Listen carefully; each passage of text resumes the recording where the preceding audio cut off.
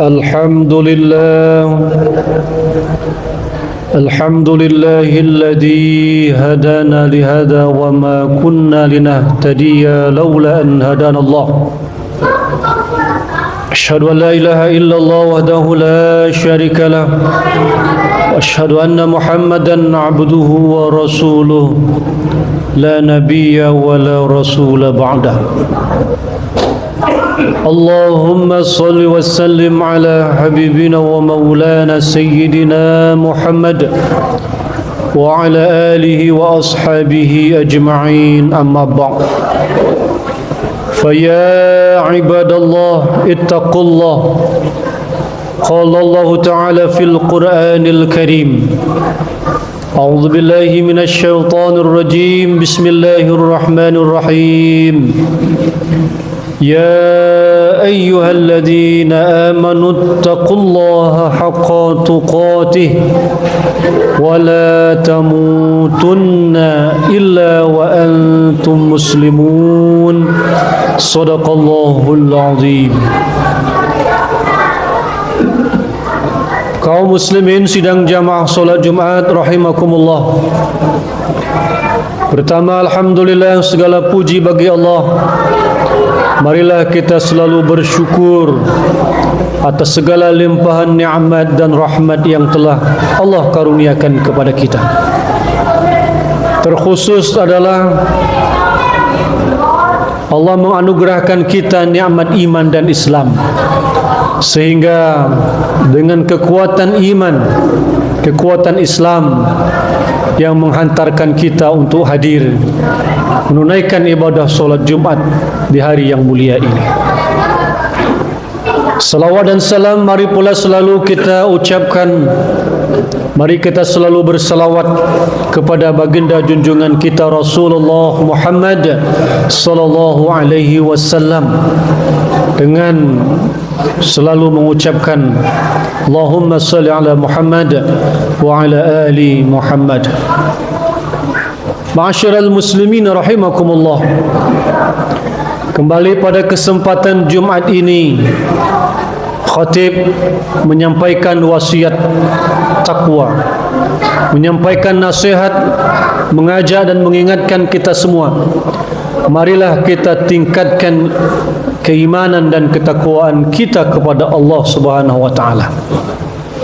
Kita menyadari bahawa pada saat ini Allah mentakdirkan kita berada di alam dunia. Fakta ketika kita berada di alam dunia, kita tahu bahawa dunia ini sifatnya fana. Tidak ada yang kekal abadi di alam dunia ini. Akan terus mengalami perubahan, dunia dipergilirkan dan penghuninya akan silih berganti. Ada yang lahir dan ada yang kembali ke hadirat Allah Subhanahu wa taala. Oleh karena itu, kaum muslimin yang dimuliakan Allah Subhanahu wa taala, kita orang yang beriman seharusnya sudah memahami bahawa kita diberikan tugas oleh Allah Subhanahu wa taala.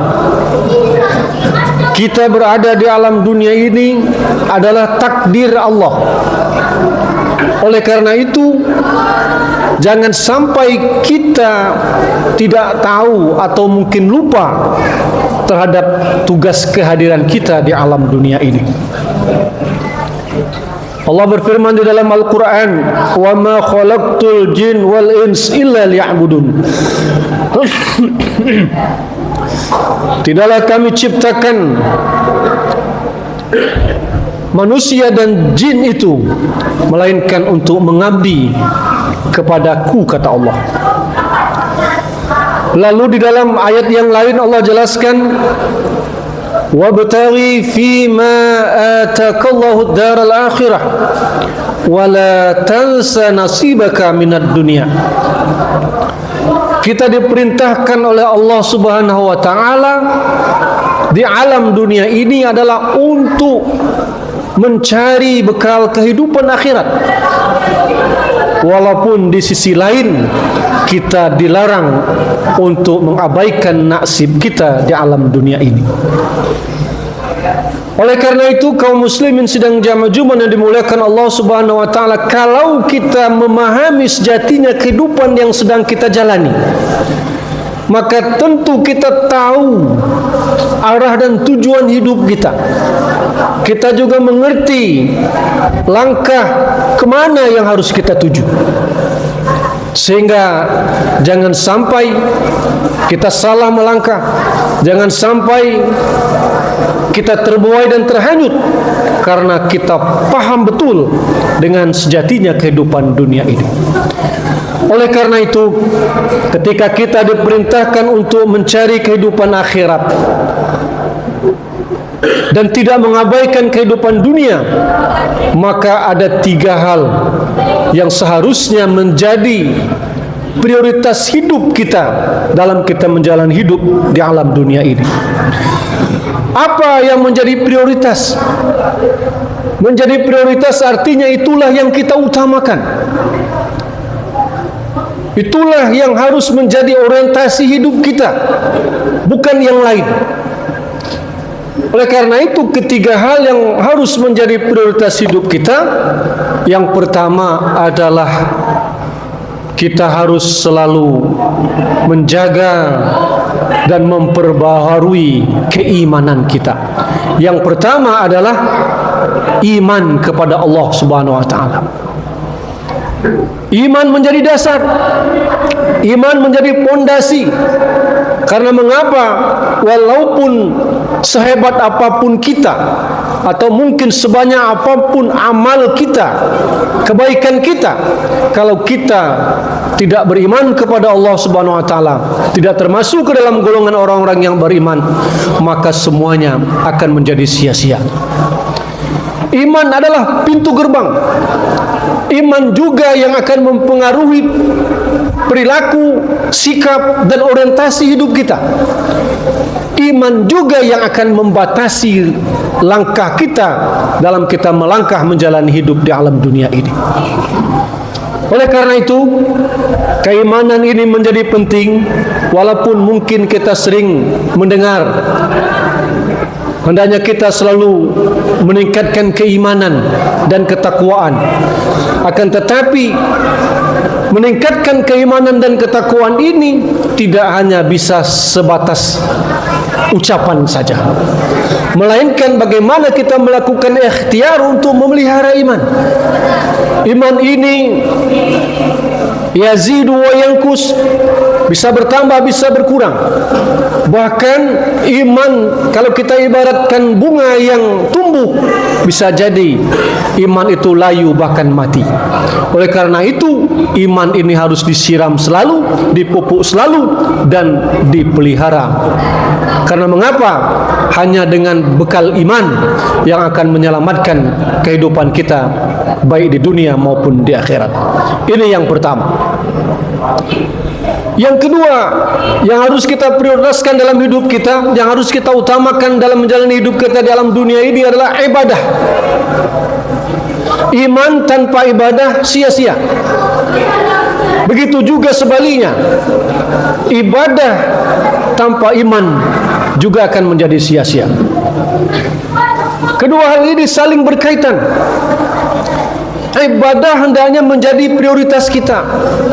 Ketika kita sudah mengikrarkan diri kita beriman kepada Allah Subhanahu wa taala, kita meyakini Allah, kita meyakini kebenaran agama Islam, kita masuk ke dalam Islam ini, maka setelah kita mengikrarkan keimanan kita itu, maka pembuktian dari keimanan kita itu adalah beribadah kepada Allah Subhanahu wa taala.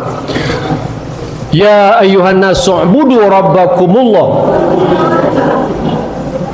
Ya ayyuhan nasu ubudu rabbakumul ladzi khalaqakum wal ladzina min qablikum la'allakum tattaqun.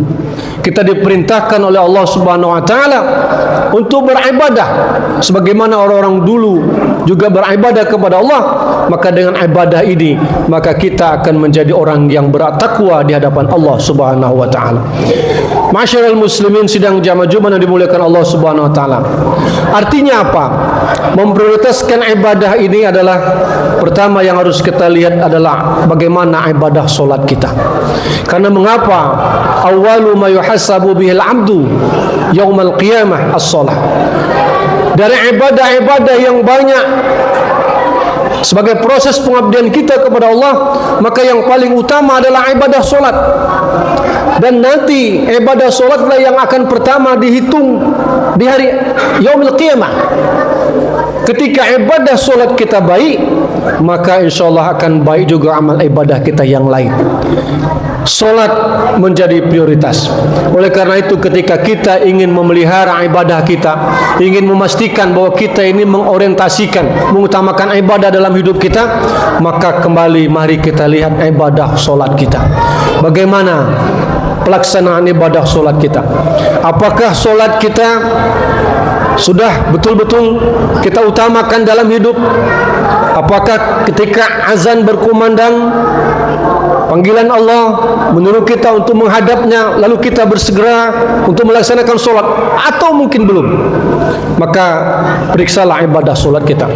Apakah bacaan solat kita sudah benar? Apakah pelaksanaan ibadah solat kita sudah benar? Apakah kita sudah solat tepat waktu? Apakah kita sudah solat berjamaah sebagai seorang muslim sebagaimana Allah perintahkan dan Rasulnya perintahkan? Apakah kita sudah betul-betul menyempurnakan ibadah solat kita? Kalaulah belum, maka tentu ini menjadi pekerjaan rumah bagi kita untuk senantiasa bisa memperbaiki ibadah kita kepada Allah Subhanahu wa taala. Lalu yang ketiga, kaum muslimin sidang jamaah Jumat yang dimuliakan Allah Subhanahu wa taala, yang harus kita prioritaskan dalam hidup ini setelah iman, setelah ibadah adalah akhlak kita. Innama bu'istu liutammima makarimal akhlak. Sesungguhnya kata Rasulullah, aku ini diutus untuk menyempurnakan akhlak manusia. Akhlak merupakan sosok, akhlak merupakan wujud, akhlak merupakan yang bisa dilihat ketika kita sudah menyatakan diri kita beriman, ketika kita sudah beribadah kepada Allah Subhanahu wa taala. Orang yang solat dengan orang yang tidak solat beda akhlaknya. Orang yang beriman, yang sudah mengikrarkan dirinya beriman, akan terlihat dari bagaimana akhlaknya. Akhlak bukan hanya sebatas sopan santun, tata krama, bukan. Tapi akhlak merupakan sosok ataupun wujud yang bisa dilihat oleh yang ada di sekitar kita sebagai rapor bayangan. Kalau kita mengatakan seseorang itu bertakwa, orang itu betul-betul beriman, orang itu mantap ibadahnya, lihatlah akhlaknya. Kalau akhlaknya baik, maka mungkin kita bisa menyimpulkan bahwa seseorang itu sudah baik pula ibadahnya. Begitu juga sebaliknya. Walaupun mungkin ibadahnya sungguh luar biasa, tengah malam, di penghujung malam dia bangun bermunajat kepada Allah, tetapi ternyata akhlaknya tidak mencerminkan dia itu beribadah kepada Allah, maka bisa jadi ibadahnya itu juga belum bisa memberikan rapor bayangan yang bisa kita lihatkan bagaimana nanti dia di hadapan Allah Subhanahu wa taala. Ketiga hal ini menjadi penting. Oleh karena itu, kalaulah kita ingin selamat dalam kehidupan dunia dan akhirat kita, maka mari kita betul-betul memeriksa kembali bagaimana keimanan kita, bagaimana iman kita, bagaimana ibadah kita, bagaimana solat kita, bagaimana puasa kita, bagaimana hubungan kita kepada Allah Subhanahu wa taala, dan juga kita akan bisa melihat bagaimana sosok akhlak kita. Karena ketiga hal ini akan saling kait mengait. Ketika ini bisa kita sempurnakan, maka insyaallah kita akan menjadi sosok manusia yang mulia di hadapan Allah Subhanahu wa taala. Inna akramakum indallahi atqakum. Sesungguhnya orang yang paling mulia di hadapan Allah itu adalah yang tinggi tingkat ketakwaannya kepada Allah. Nah, untuk mendapatkan ketakwaan yang tinggi di hadapan Allah, maka yang harus kita perbaiki adalah iman kita, ibadah kita, dan akhlak kita. Demikian semoga bermanfaat. Barakallahu li wa lakum fil Qur'anil Karim wa nafa'ni wa iyyakum bima fihi minal ayati wa dzikril hakim. Aqulu qawli hadza wa astaghfiruhu innahu huwal ghafurur rahim. Alhamdulillah hamdan katsiran kama amar. Asyhadu an la ilaha illallah wahdahu la syarika lah wa asyhadu anna Muhammadan abduhu wa rasuluh la nabiyya wa la rasula ba'da. Allahumma salli wa sallim ala habibina wa maulana sayyidina Muhammad wa ala alihi wa ashabihi wa azwajihi wa zurriyyatihi ajma'in, amma ba'd. Fa ya ibadallah ittaqullah. Qala Allah ta'ala fil Qur'anil Karim. A'udzu billahi minasy syaithanir rajim. Bismillahirrahmanirrahim. Ya ayyuhalladzina amanu ittaqullaha haqqa tuqatih wa la tamutunna illa wa antum muslimun. Wa qala Allah ta'ala أيضا إن أكرمكم عند الله أتقاكم إن الله وملائكته يصلون على النبي يا أيها الذين آمنوا صلوا عليه وسلموا تسليما اللهم صل على محمد وعلى آل محمد كما صليت على إبراهيم وعلى آل إبراهيم وبارك على محمد وعلى آل محمد كما باركت على إبراهيم وعلى آل إبراهيم في العالمين إنك حميد مجيد اللهم اغفر للمؤمنين والمؤمنات والمسلمين والمسلمات الأحياء منهم والأموات إنك على كل شيء قدير ربنا ظلمنا أنفسنا وإن لم تغفر لنا وترحمنا لنكونن من الخاسرين